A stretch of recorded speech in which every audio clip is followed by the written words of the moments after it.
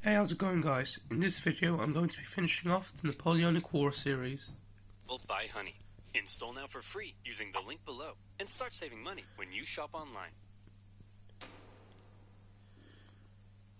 After the Third and Fourth Coalition Wars, Napoleon had decisively defeated all three of his main rivals on the continent, and he was now undoubtedly the master of Europe. Not After for the long. Battle of Friedland, his enemies sued for peace, and they all met on a raft on a river for negotiations. They had been fighting for the past 4 years, but now Napoleon and Alexander surprisingly got along like a house on fire. They laughed together, they chatted long into the night. They kissed. The two had a lot of mutual respect, and Napoleon even told his wife that if Alexander were a woman, I would make him my mistress. Kind of a weird thing to say to your wife, Napoleon. In the end, right? They came to an amicable agreement. Russia would lose barely any land, and in return, they'd join France against the UK and invade Sweden. Win-win. On the other hand, Frederick William III was sidelined, and Prussia lost an enormous amount of territory to French client states. Only the UK remained as the last major threat to Napoleon, and they continued to be a big thorn in his side, constantly funding his enemies and using their powerful navy to wreak havoc on French trade and overseas colonies. But what could Napoleon do? The British were safe across the channel. Well, he said, if I can't fight you with guns, I'll fight you with money. Earlier in 1806, Napoleon had announced the Continental System, a total shutoff of the UK from continental trade. No one in Europe was to trade with Britain, and Napoleon hoped that by hitting their economy, he could force them to negotiate. The British economy did take a hit, and they responded in their typical fashion, by going to Copenhagen and blowing a bunch of stuff up. But in general, the British managed to stay afloat by simply increasing their trade with other parts of the world. Many neutral countries found themselves stuck between a rock and a hard place, as the two European superpowers demanded they cease trade with This is the enemy, back when the the US American. wasn't You in better its not full trade with the form. French, or else I'll come burn down the White House. What? This is gonna wreck my economy. I need to start saving money. How the heck am I gonna start saving money? I see where this is going. Yeah, that's right, you know where this is going. Do you like shopping in store? Of course not. Then you'd have to get up and use your legs. Gross. Well, what if I told you you could save money doing your shopping from the comfort of your own outhouse, allowing you to upgrade your outhouse to a porta potty? Go you. Honey is a free browser extension that scours the internet for promo codes and applies the best one it can find to your cart. Here I am buying 12 liters of hair gel so I can look my best. I just click this button, and Jiminy Crickets. Honey stepped in and helped me save $40. Honey is completely free and has found oversimplified viewers over $403,000 in savings so far. So seriously, why haven't you added it to your browser yet, you dingus? Click on the link below, joinhoney.com/oversimplified, and you can get honey for free in 2 easy clicks. That's joinhoney.com/oversimplified to start saving money on your online shopping. Now, where were we? Oh yeah. Making peace with the Russians, a continental blockade, and blowing up Copenhagen. Sick of being blown up for doing almost nothing, and under significant pressure from Napoleon, the Danish officially sided with France. But Napoleon's blockade had the biggest effect on continental Europe, who were now cut off from a major trading partner, one that controlled the seas and held a rich, growing empire. And a lot of countries didn't fully comply. Portugal, a traditional British ally, refused to take part. I No think problem. I heard somewhere Napoleon sent an army and invaded. Portugal But it is wasn't like just the only Portugal. country Many of Napoleon's which wasn't allies in a were war also or in a suspect. battle Your with Majesty, Britain. it seems that So, Spain isn't properly interesting. enforcing your blockade. Spain? Why not? Well, it appears they've been trying to find a way out of being your ally since they lost their fleet at Trafalgar. What is with these people? It's almost like everyone's only pretending to be my ally because they know otherwise I'd beat them up. Do I even have any real friends? Are you my friend, Pierre?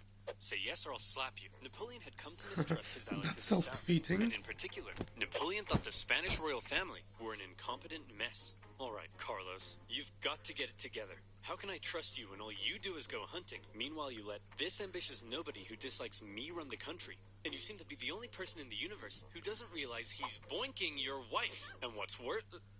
Who the heck are you? I'm the king's son. I just overthrew my dad. So, actually, now I'm the king. You people are the biggest cluster of shameless, narcissistic idiots and all around just the worst people I've ever met. Here, have a Kid's Choice Award. French forces, many having conveniently already entered Spain to invade Portugal, occupied Spanish forts, and Napoleon invited the Spanish royals to France to help mediate their differences. All right, we're here with the royal family of Spain. So, This Fernando, looks an awful you've lot like been Dr. accused of Phil. plotting against your father and vying for the Spanish throne. What do you have to say for yourself? Well, Napoleon, I just think great. Well, I've got the test results right here. Fernando, in the case of the Spanish throne, you are not the king. But wait, And there's a Carlos, twist. you are also not the king. I'm the king! Yep, that's the twist. Actually, Napoleon made his brother the king, but for all intents and purposes, Spain was now his puppet. He expected the Spanish people to be over the moon at the removal of their You know, I watched this film unpopular royal yesterday family. called Imagine Goya's his Ghost, surprise when it which turned out that people don't really like to be subjugated portrayed by a these foreign events power, exactly. least of all one who had previously attacked the Catholic Church. And so the people of Spain revolted. Brutal fighting broke out as bands of armed Spaniards ambushed French troops across the kingdom, and vicious atrocities were committed on both sides. In addition to fighting the regular Spanish and Portuguese forces, the French had to contend with tens of thousands of guerrilla fighters throughout the Spanish countryside. The British even took the opportunity to land an army led by the future Duke of Wellington. And now, British forces were defeating also the French former ones Prime on Minister. land. Napoleon briefly went to Spain in person, and he did drive back the Allied armies, but before long, his attention was needed elsewhere. The whole thing became a nightmare for the Emperor. He excelled at traditional warfare, but this was something more akin to Napoleon's Vietnam. The whole conflict would keep hundreds of thousands of French soldiers and resources bogged down for years. Napoleon was never able to break the will of the Spanish people, and this problem weakened his position in Europe. Hey, Francis, want to go to war with Napoleon again? Oh, I don't know, Britain. He's already whomped me 3 times. I'll give you £1 billion. Well, okay. Seeing that Napoleon was now caught up in Spain always and about with the some money. British funding, Austria decided maybe, just maybe, this time, they'd have a chance. So did they? No. Napoleon defeated them in just 4 months. It was quick, but it wasn't exactly easy. crushing. The Austrians had been watching Napoleon and learning, and they had made some reforms, while Napoleon, after years of war, was increasingly having to rely on inexperienced conscripts. So this time, the Austrians gave him a run for his money. The Fifth Coalition saw some of the bloodiest battles to date, including Napoleon's first major defeat, and when he did finally defeat the Austrians at the Battle of Wagram, it was a very costly victory. Still, Napoleon had Pyrrhic yet victory. again kicked Francis's butt, and as part of the peace terms, Austria lost a bunch more land. Not long after, however, Napoleon and Francis came to another agreement. It was decided that Napoleon would marry Francis's young daughter. But wait, doesn't Napoleon already have a wife? Well, yes, he did. Josephine and Napoleon had become quite fond of one another, but now that Napoleon was playing the monarch game, he needed a male heir, and his aging wife I would wasn't totally giving play him one, that game so it for was out with the old game. and in with the new. At least he didn't behead anyone. For Austria, they felt that if Napoleon was going to keep on winning, they may as well be on his side. So through the marriage, Napoleon got an alliance with Austria and a beautiful baby potato. Between the failing blockade against Britain, the ongoing war in Spain, and now his recent struggles in Austria, cracks in Napoleon's invincibility were beginning to show. But still, look at this map. So blue. So It's beautiful. fucking Even pretty, Sweden, man. after being pulverized by Russia, overthrew their king, and after an interesting chain of events, ended up putting one of Napoleon's own marshals in charge. Marshal Bernadotte took the name Karl Johann and became Crown Prince of Sweden, after agreeing to join Napoleon's continental system. For now, Sweden was Team France. Napoleon was on top of the world. He had won an endless string of victories. All he had to do now was sit back and not make any major miscalculations that could completely turn the tide of war. So let's see what comes next. Oh, France's Napoleon, alliance with idiot. Russia was a When terrifying has that ever prospect. worked? Together, the two could have been unstoppable, but unfortunately, the alliance didn't last. The Russians felt they weren't getting a fair deal. Napoleon's Duchy of Warsaw right on their doorstep was a bit of an insult, and then their economy began to tank because of Napoleon's British blockade. And eventually, they began to open up trade. Your Majesty, it seems Alexander is no longer abiding by the continental system and has begun trading with the British. Alexander? But he kissed me. He kissed you? You wouldn't get it, Pierre.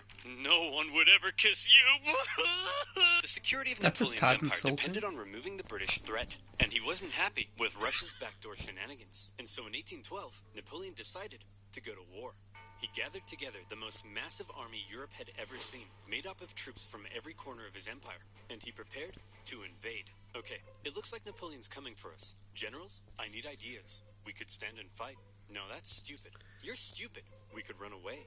You You're a star. You'll remember Napoleon's tactics relied on astonishing speed to outmaneuver his enemy and force a quick, decisive battle. Well, I've got 2 words for you.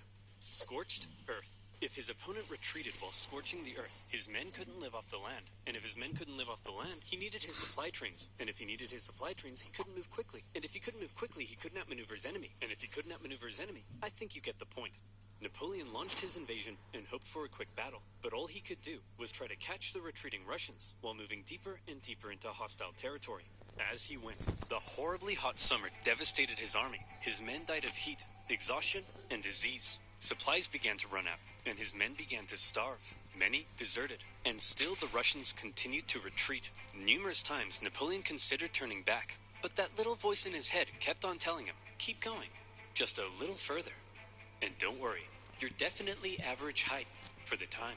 He nearly caught the Russians at Smolensk, but it was his birthday, so he had a party instead. When he finally reached Moscow, he predicted the Russians wouldn't be willing to give up such a historic and holy city without a fight.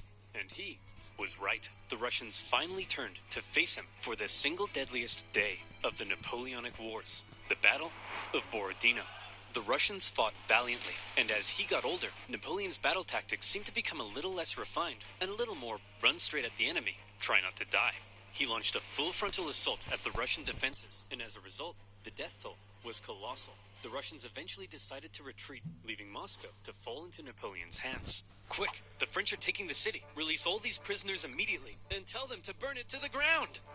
Well, Jimmy the Arsonist, you are not going to believe your luck. Moscow went up in flames, and as Napoleon entered, it became very clear his army wouldn't be able to stay there very long. But he had just defeated the Russian army and taken their most beloved city. In his mind, he had won.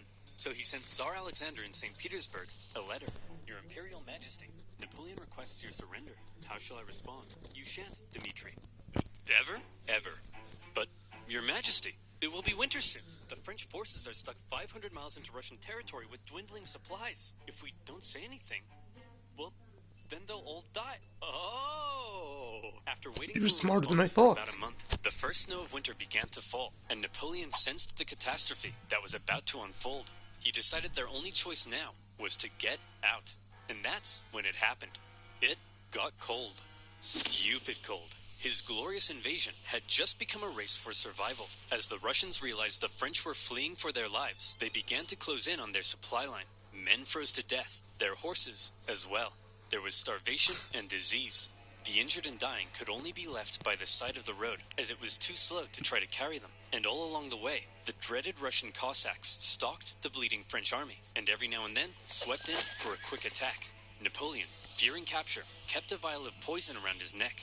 At one point, the Russian armies nearly trapped him against the Berezina River, but a little Napoleon cleverness gave him the old Geoffrey juke, tricking them into thinking he was going south and then escaping across rapidly built pontoon bridges to the north. When the Russians realized where he was and began to close in, the French burned the bridges before everyone could cross. Hundreds drowned, and thousands were captured.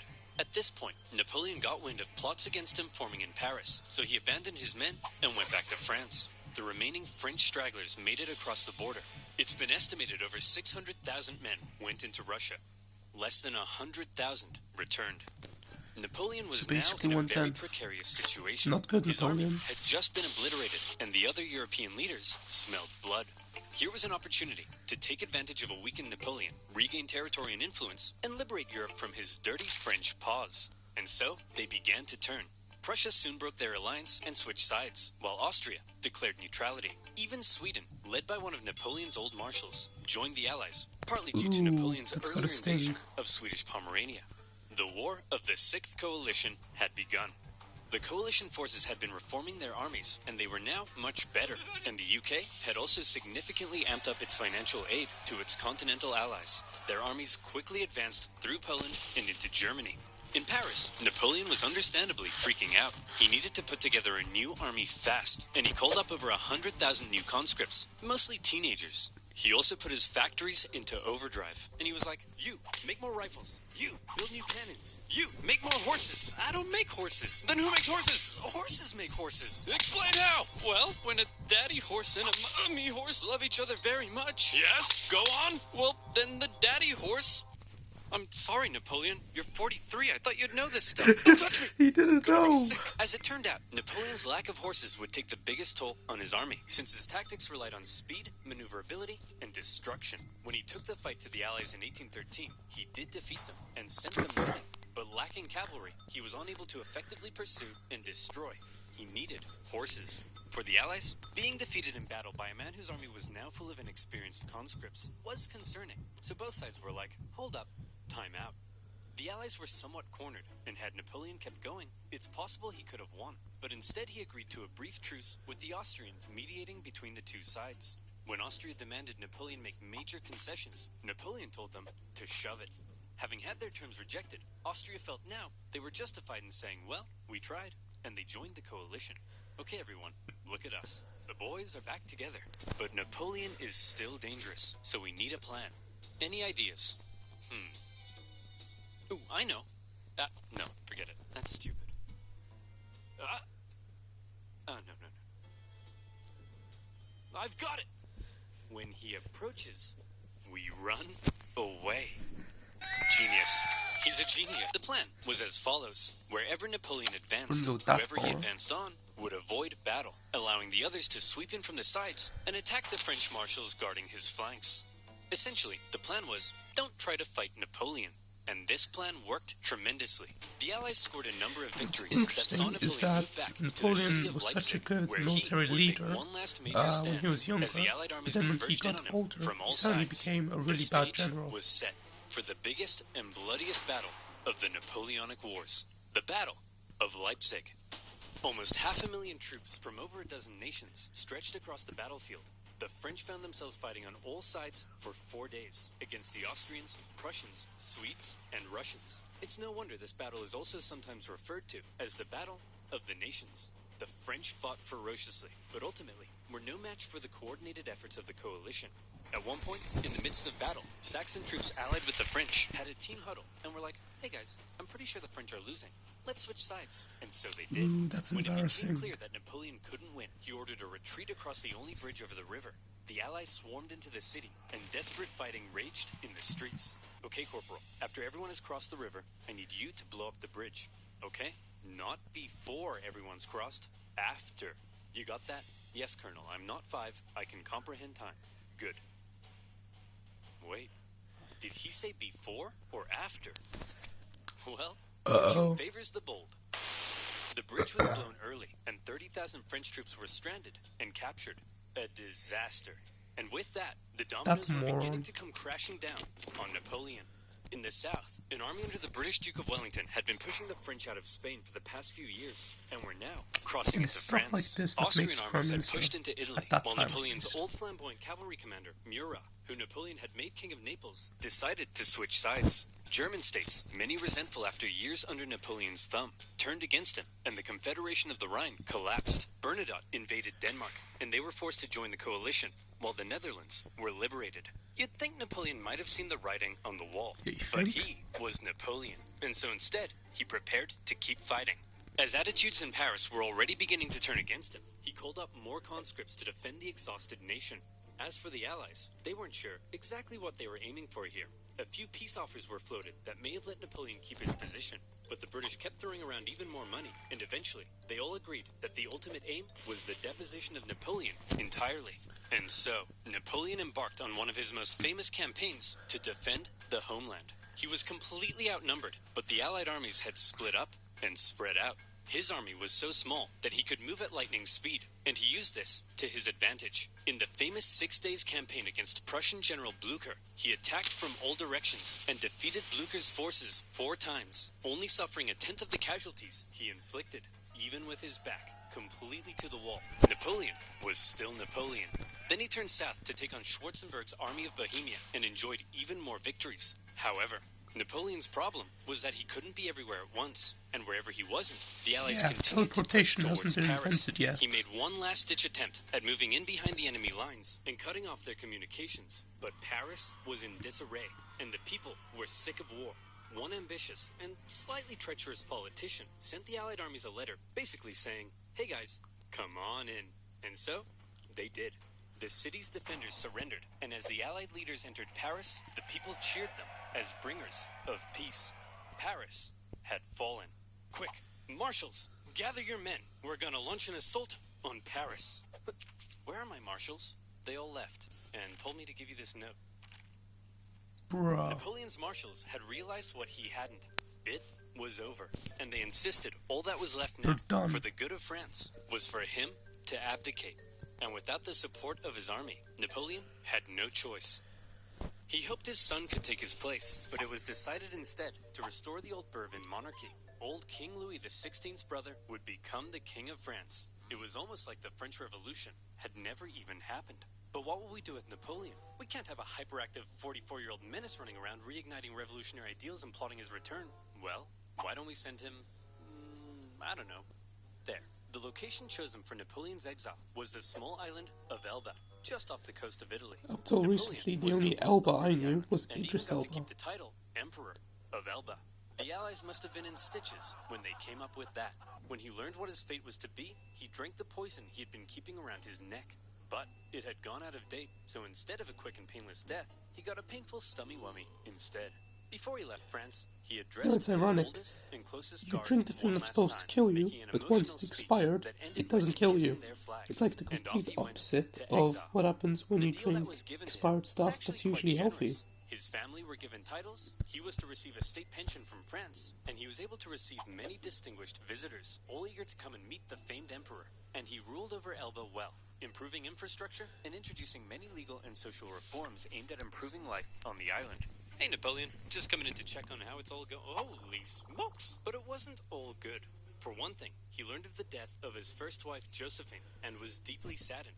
He was forbidden from seeing his son and current wife, and in Austria, Emperor Francis had ordered a local count to seduce her, so she would forget about Napoleon. Then, the new King Louis XVIII refused to give Napoleon his agreed pension. He was under constant threat of assassination, and there were even rumors that the Allies were thinking of relocating him somewhere even more remote. But the biggest problem was that Napoleon was once the master of Europe. He had lived a thrilling life of adventure, fame, and glory. Now, he found himself on a tiny island in the Mediterranean, and he was bored. Wouldn't it be nice if he could somehow return to France and reclaim his throne? Hey Napoleon, want to go back to France and reclaim your throne? I would, Pierre. But how? Well, I was thinking we could just take this boat. Will that work? Surprisingly, yes. Pierre, remember when I told you no one would ever kiss you? Yes, sire. Well, pucker up, boyo. Yay. When Napoleon left Elba, it wasn't really the daring escape you might think. He basically had kind of a leaving ceremony, hopped on a ship, and sailed back to France. He brought with him an army of about 1,000 men, and he began his journey to Paris. However, in Paris, there was now a new king, and at first, the people largely accepted him because the last few years of war under Napoleon had brought immense death and economic suffering. That's right. The king is back, baby. Divine right to rule. Don't worry, everyone. I know the economy is kaput, but I and my courtiers will withdraw into this palace, and we will definitely work as hard as we can to fix everything. No, you won't.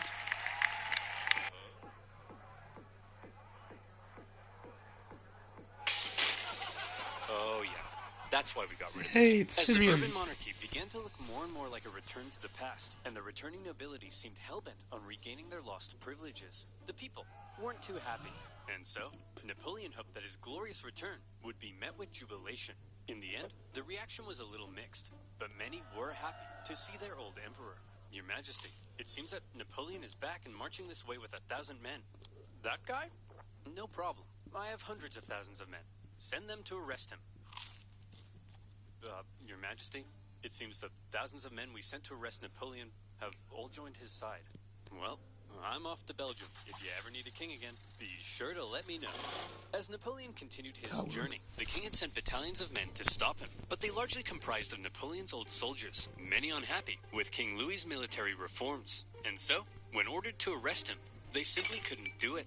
In one famous incident, the troops began to cry out, "Long live the Emperor." When Napoleon reached Paris, with King Louis having fled, he entered unopposed to reclaim his throne. Napoleon was back from the dead. Okay, everyone, now that we've finally gotten rid of that guy, let's try to make sure something like this can never happen again. What's that doing there? Hey, fellow monarchs.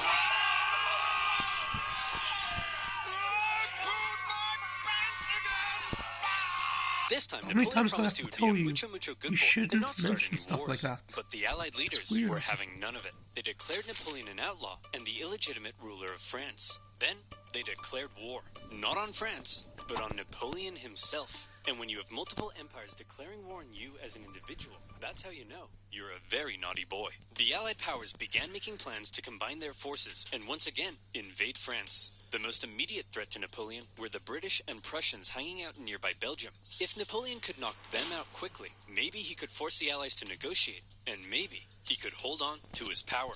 But Together, the two armies to the north outnumbered him, so he made a plan to divide them and take them on separately. Historians debate how much of a chance Napoleon had here, but this same strategy of dividing and conquering had worked for him multiple times. He marched north with 125,000 men and took on the Allies in a number of initial engagements, defeating the Prussians before turning to take on the British. But to Napoleon's dismay, miscommunication and hesitation among his marshals allowed both enemy armies to retreat, and crucially, rather than fleeing east, the Prussians moved north, where they could remain in contact with the British. Napoleon sent a force to hold off the Prussians as he moved in on the British, now holding a defensive position at Waterloo. Prussian General Blucher sent word that he would come to Wellington's aid if he could just hold off the French for long enough. Napoleon had to defeat Wellington before the Prussian army could arrive in force, and it was close.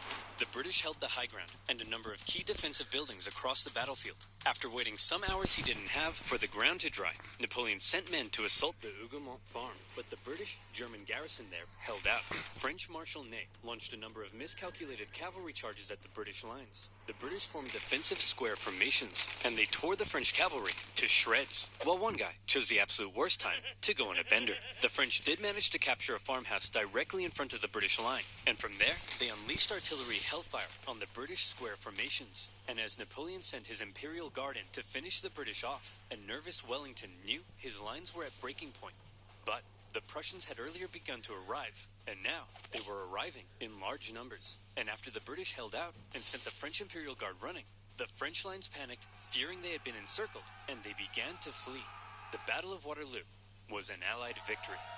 And with that, Napoleon's hopes of returning to glory were vanquished. He knew he was defeated. He went to the British and said, "Can I please have a house near London?" And the British replied, "No." Instead, to make sure Napoleon was put away once and for all, they sent him to one of the most isolated and remote places they could think of, a tiny island in the Atlantic Ocean, St. Helena.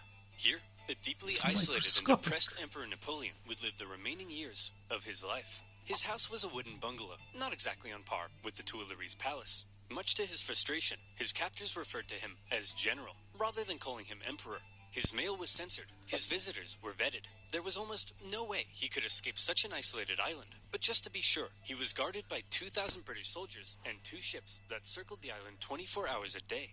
He had once been the most powerful man alive, and images of the victorious Napoleon depict a strong leader, hand firmly in jacket.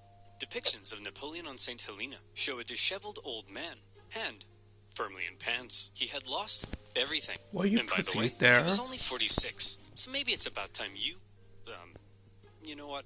You're doing all right, kid. Napoleon fought one last battle while on the island. The battle for his reputation. He spent hours writing his memoirs, espousing his achievements, recording his greatness, and turning himself and his story into a phenomenal legend.